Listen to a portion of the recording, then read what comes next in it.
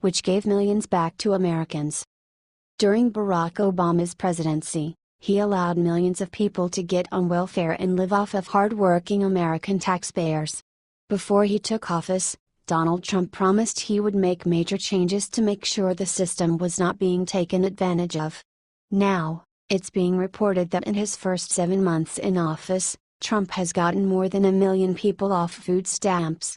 The latest U.S. Department of Agriculture, USDA, statistics show that over 1.1 million fewer Americans are on food stamps since January.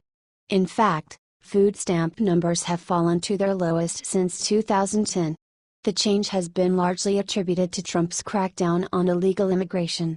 That's a stark contrast to Obama, who allowed 10.7 million more people to get welfare, a 32% increase from 2009. We must reform our welfare system so that it does not discourage able-bodied adults from working, which takes away scarce resources from those in real need. Work must be the center of our social policy, Trump wrote in his letter to Congress accompanying his proposed budget. If you are on food stamps and you are able-bodied, we need you to go to work, said Mick Mulvaney, budget director, during a White House briefing in May.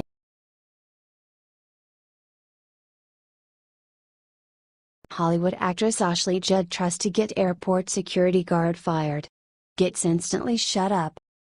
Recently, Hollywood actress Ashley Judd went to the airport and threw an absolute tantrum when an airport security guard called her sweetheart. This is the kind of thing to me that happens which I categorize as everyday sexism.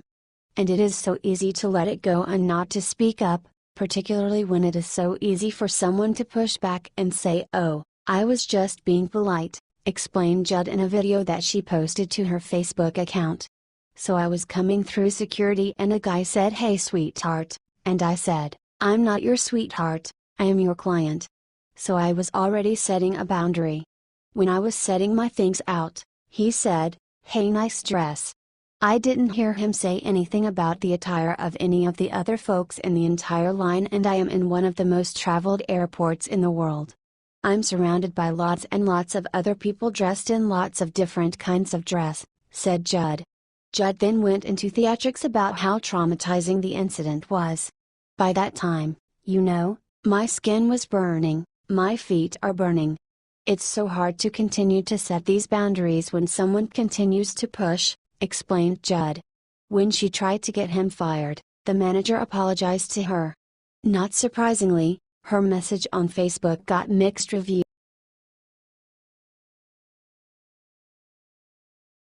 Watch Bill Maher make fun of a 9-year-old boy for writing a letter to Trump. Recently, Sarah Huckabee Sanders posted a photograph of a letter sent to President Trump from a 9-year-old boy. "Thank you, Dylan, aka Pickle, for your letter to POTUS. We hope to meet you soon," Sanders wrote on Twitter. Here's what Dylan had to say to the Commander-in-Chief. "Dear President Trump, my name Dylan but everybody calls me Pickle. I'm 9 years old and you are my favorite president. I like you so much I had a birthday about you. My cake was the shape of your hat. How old are you? How big is the White House? How much money do you have? I don't know why people don't like you. You seem nice, can we be friends? My picture is in her so if you see me you can say hi. Your friend Dylan." Instead of recognizing the letter for the adorable message it is, talk show host Bill Maher decided to attack the 9-year-old child for not having perfect grammar. He mocked the child on live television. This is more of an indictment of the educational system of America. "I don't blame the kid. They haven't taught him is at the age of 9? Asked Maher. They owe this kid an apology." Maher then proceeded to articulate his own letter, mocking the minor all the while. "Do you like your boss Mr. Putin? When I drink too much milk I get in trouble for Putin too. When you beat up on real Mexicans does candy come out? How much money do you have? If only there were some way to find out," said Maher. "This is absolutely disgusting. Do you agree?"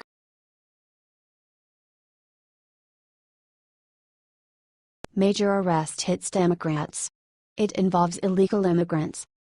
This week, President Donald Trump's allegations of voter fraud have finally been proven true. The Washington Free Beacon is reporting that 6 people were arrested in Boston, Massachusetts for buying and selling false identification documents used to obtain fraudulent voter registration. The Department of Justice reportedly found that 4 state workers at the Massachusetts Registry of Motor Vehicles had teamed up with 2 other individuals to sell the documents to illegal immigrants so that they could vote in the election. The scheme involved stolen Puerto Rican Social Security cards and birth certificates. Immigrants were taking the documents to RMV clerks to obtain the driver's licenses and ID cards required to vote. The scheme involved several steps, the Dodge stated. First, it is alleged that Flacco, the document dealer, sold a Puerto Rican birth certificate and U.S. Social Security card to Bree, the document vendor, for approximately $900. Bree, in turn, sold the stolen identities for over $2,000 to clients seeking legitimate identities in Massachusetts. These clients included illegal aliens, individuals who were previously deported, and an individual who admitted to previously facing drug charges. After Flacco sold Bree the false identification papers, Bree typically used the counterfeit documents and false identities and addresses to fraudulently register the clients to vote in the city of Boston, the Dodge continued. Then, Bree and the client brought the stolen identities to the Haymarket RMV, where Medina, Gracia, Jordan, and Obramage would accept cash to illegally issue authentic RMV documents, including Massachusetts licenses and ID cards. The clerks also accepted cash to use the RMV's system to run queries, including Social Security number audits, to confirm that the identities the clients were stealing actually belonged to verifiable individuals. Now, each of the defendants is facing charges of aggravated identity theft. It's likely more people will be arrested as well, as the investigation is ongoing.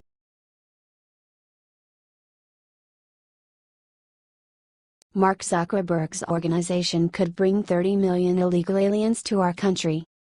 Facebook CEO Mark Zuckerberg's Open Borders organization is throwing its support behind a bipartisan plan that can legalize 30 million illegal immigrants living in the United States.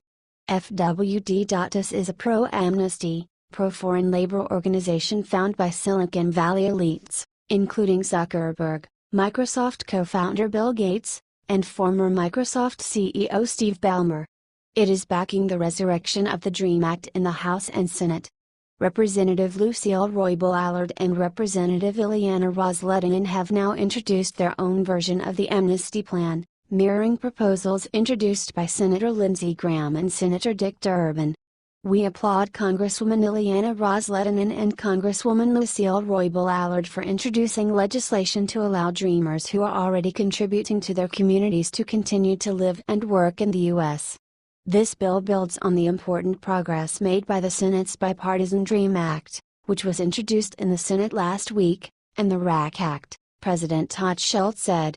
Zuckerberg's group also claimed that President Donald Trump would either need to pass the DREAM Act or continue the Deferred Action for Childhood Arrivals, DACA, stating otherwise the result is that nearly 800,000 young people would lose their jobs immediately and be subject to deportation. This is not the first time Silicon Valley tech elites have worked in favor of mass immigration. Every year, major tech firms import tens of thousands of guest workers through H-1B to take American jobs.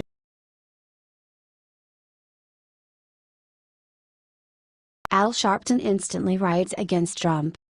President Trump came under fire recently for a speech he made to a police officer, joking that the officers are sometimes too nice. The media quickly took this comment out of context as the commander-in-chief advocating police brutality.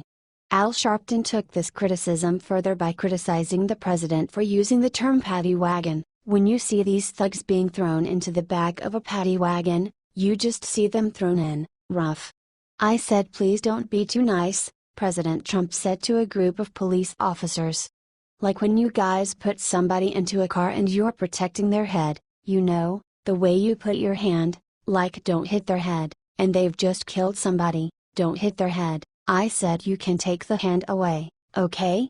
Sharpton tweeted a photo that reportedly said Saturday, Rev. Al Sharpton to blast President Donald Trump's reprehensible encouragement of police violence and racist paddy wagon slur.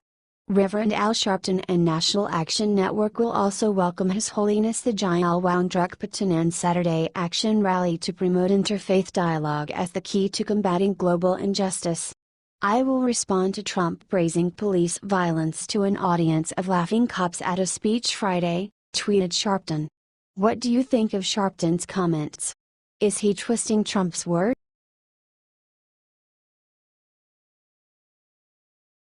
UN orders Americas to pay back Black people reparations of the past.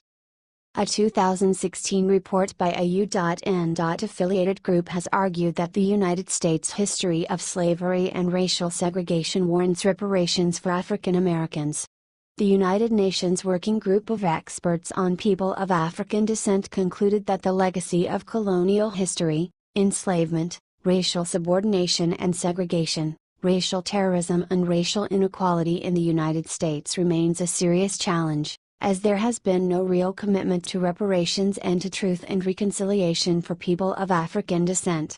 The group even drew comparisons between lynchings and controversial police shootings, recommending urgent action through improving the reporting of violations involving the excessive use of force and extrajudicial killings by the police. The conclusion was reached after a fact-finding mission in Washington in January. Of course, the group's recommendations are non-binding. Past injustices and crimes against African Americans need to be addressed with reparatory justice, the group declared in a statement. Reparations could take the form of a formal apology, health initiatives, educational opportunities, an African knowledge program, psychological rehabilitation, technology transfer and financial support, and debt cancellation. Awareness should also be raised through monuments, education, and memorials that are accompanied by acts of reconciliation, the group outlined. This would allegedly work to counteract the dangerous ideology of white supremacy, which inhibits social cohesion amongst the United States population. What do you think of